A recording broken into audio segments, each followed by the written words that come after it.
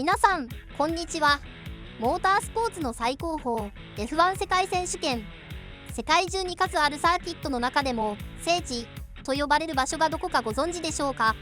それこそが今回ご紹介するイギリスのシルバーストンサーキットです。毎年超満員の観客で埋め尽くされるイギリスグランプリ。ここで勝つことはドライバーにとってもチームにとっても特別な意味を持ちます。なぜシルバーストンはこれほどまでに人々を魅了し、数々の伝説を生み出してきたのでしょうか。今回の動画ではこの歴史あるサーキットの不思議な成り立ちから現在の近代的なレイアウト、そしてドライバーの技量とマシンの限界が試されるセクターごとの見どころまで徹底的に解説していきます。これを見れば次のイギリスグランプリが100倍面白くなること間違いなしです。ぜひ最後までお楽しみください。シルバーストンの歴史と成り立ち。今でこそ最新鋭の設備が整うシルバーストンですが、そのルーツは驚くべき場所にあります。時計の針を1940年代第二次世界大戦中まで戻してみましょう。当時この場所はレース場ではなくイギリス王立空軍の爆撃機の飛行場だったのです。終戦後使われなくなったこの広大な飛行場の跡地に目をつけたのが地元のレース愛好家たちでした。滑走路とそれをつなぐ周辺の道路、いわゆる外周路をそのままつなぎ合わせて臨時のレースコースを作り上げたのがシルバーストンサーキットの始まりです。そして1950年5月13日、この地で記念すべき F1 世界選手権の第1回大会が開催されました。まさに F1 の歴史はここシルバーストンから始まったのです。飛行場跡地という特性上、このサーキットには大きな特徴が2つあります。1つは土地が非常に平坦で高低差、アップダウンがほとんどないこと。もう1つは周りに遮るものが何もないため、イギリス特有の強い風がダイレクトにコースに吹きつけることです。この風が現代の超高速 F1 マシンにとってマシンの挙動を大きく狂わせる厄介な天敵となっています。歴史の面影は今も形を変えてレースに影響を与えています。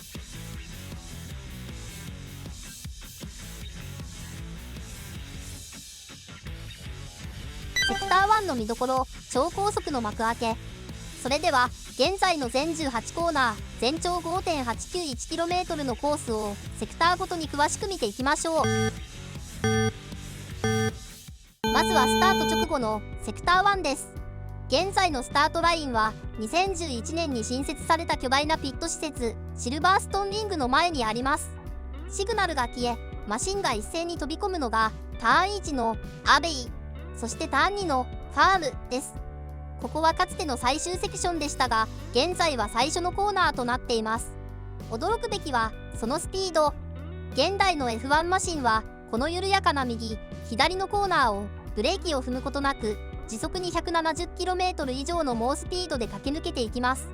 超高速の興奮から一転、続くターン3ヴィレッジとターン4ザ・ループでは激しいブレーキング勝負が待っています。ここはコース中で最もスピードが落ちる低速セクションです。時速 80km ほどまで減速し、ドライバーは緻密なアクセルコントロールでマシンをコントロールします。低速コーナーだからこそここではイン側をこじ開けるような激しいオーバーテイク、追い抜きの応酬が見られます。ここをうまく立ち上がると緩やかなターン後エイントリーを経てウェリントンストレートへとつながっていきます。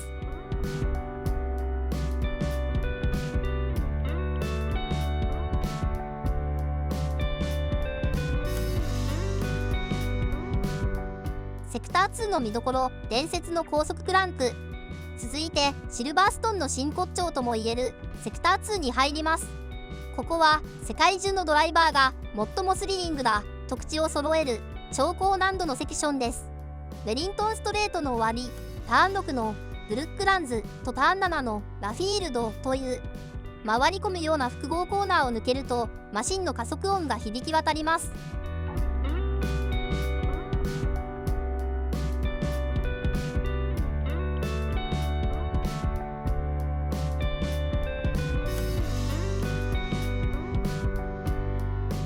そして迎えるのがターン9、伝説のコプスコーナーです。コプスはかつてシルバーストンの第1コーナーだった場所。現代の F1 マシンはここをほぼ全開、時速に 190km 近くで突き抜けます。ドライバーの体には横方向に地球の重力の約5倍、つまり 5G もの猛烈な遠心力がかかります。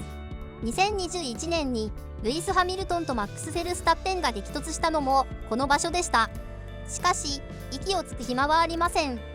コプスの直後に現れるのがシルバーストン最大のハイライト、ターン10から14に位置するマゴッツ、ベケッツ、チャペルの高速 S 字クランクです。左右そして右左へと目まぐるしくマシンを切り返していくこのセクションは F1 マシンの持つダウンフォース、空気がマシンを地面に押し付ける力を最も体感できる場所です。まるでレールの上を走っているかのような信じられないスピードでの方向転換。ここで完璧なリズムを刻めないとこの後に続く長いバックストレートでの最高速度が伸びず大きなタイムロスになってしまいます。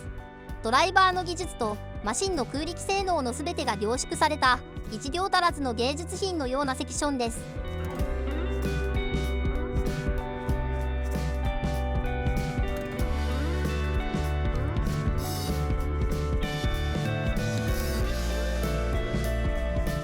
セクター3の見どころ、最後の勝負どころ。高速 S 字を抜けたマシンはコース最長のバックストレート、ハンガーストレートへと飛び出します。かつてここに飛行機の格納庫、ハンガーがあったことから名付けられたこのストレートでは最高時速は 330km を超えます。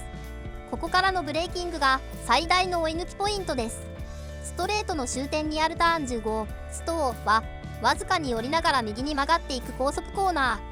視界が広くスピード感が狂いやすいため限界を見極めるのが非常に難しい場所です。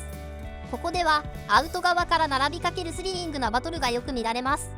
ストーを抜けると一気に急減速するターン16レイユが待ち構えています。ここは縁石をどこまで激しく使うかがタイムアップの鍵となります。